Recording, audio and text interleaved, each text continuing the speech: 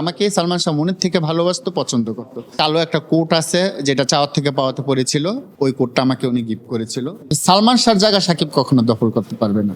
সালমান শাহ ব্যবহার করা কি কি জিনিস আপনার কাছে আছে? সালমান শাহ ব্যবহার করা প্রথমে আমার চেয়ার একটা গিফট করেছে আমাকে, ওনার ইউজ করা চেয়ার। তারপরে ওনার রুমাল আছে, ওনার টুপি আছে, ওনার ক্যাপ আছে।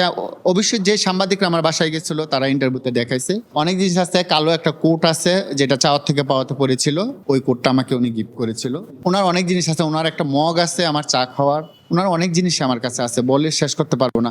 ওনার এত জিনিস আমার কাছে আছে যে ওনার সাথে যার ভালো ওনার অ্যাসিস্ট্যান্ট ছিল, ওনাকে দিয়েছি কিনা এত জিনিস আমি জানি না, কিন্তু আমাকে সালমান শাহ মনের থেকে ভালোবাসতো, পছন্দ করতো। আমার সাথে ওনার একটা গুড রিলেশন ছিল, ভালো রিলেশন ছিল, সেটা ক্যামেরার পিছনে, ক্যামেরার সামনে না। সালমান শাহ তো অনেক জিনিস আপনার কাছে আছে। সালমান শাহর যে কত জিনিস আছে আমি নিজেও জানি না, কেন ওনার সাথে আমার সবচেয়ে ভালো সম্পর্ক ছিল। আর উনি কিন্তু জলিমেন্টের লোক ছিল, যাকে ভালোবাসতো মন থেকে তাকে দুনিয়াটা দিয়ে দিত, যাকে ভালোবাসতো না তার সাথে এত মিশতো না। ওনার অনেক জিনিস আমার কাছে আছে মানে উনি মার্কেটে গেলে আমার জন্য কিছু না কিছু কিনতো, কিনে বলতে এই শোনা যা গাড়ির পিছনে চল, যাইতাম, ব্যাগডালা খুলে আমাকে দিয়ে দিত। এটা কেউ জানতো না, এটা কেউ, আমি অবশ্যই বলছি, সেটাই একমাত্র নায়ক যার মন বড়, যার হাত বড়, যার আত্মা বড়। সালমান শাহ বাংলাদেশে আর কোনোদিন একজন হবে না। বাংলাদেশে অনেক সুপারস্টার, মেগা স্টার থাকতে পারে, কিন্তু সালমান শাহ হবে না। সালমান শাহ মনের দিকটা, সিনেমার দিকটা, ভালোবাসার দিকটা, সব দিকটা সালমান শাহ এক number, A1।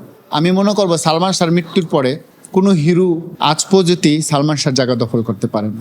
Shakib Khan star, আমি মানি, সাকিবের জায়গায়, কিন্তু সালমান শাহর জায়গা সাকিব কখনো দখল করতে পারবে না। সালমান শাহ 4 বছরে যা দিয়েছে সাকিব 20 বছরে তা দিতে পারে নাই। সাকিব স্টার আমি মানি, কিন্তু সালমান শাহর জায়গা সাকিব কখনো আসতে পারবে না। 4 বছরে সালমান যা দিয়েছে দর্শককে বা ইন্ডাস্ট্রির মানুষকে, সেটা একটা মনে রাখার মতন। এরকম শিল্পী আমাদের দেশে আর আসবে কিনা আমার মনে হয় না। আমি বোম্বাইয়ের একটা হিরোর খুব ভক্ত, আমি ছোটবেলা থেকে তাকে পছন্দ করতাম, অনুসরণ করতাম, সেটা হলো শাহরুখ খান। আর বাংলাদেশের ভক্ত ছিলাম আমি আলমগীর স্যারের, যাকে অনুসরণ করে আমি চলচ্চিত্রতে এসেছি। কিন্তু আমার দুর্ভাগ্য, আমার প্রথম ছবি জসিম স্যারের সাথে, আলমগীর স্যারের সাথে আমি কোনো ছবি শিশু শিল্পী হিসাবে কাজ করতে পারি নাই। আলমগীর সাথে আমি 2টা ছবি কাজ করেছি,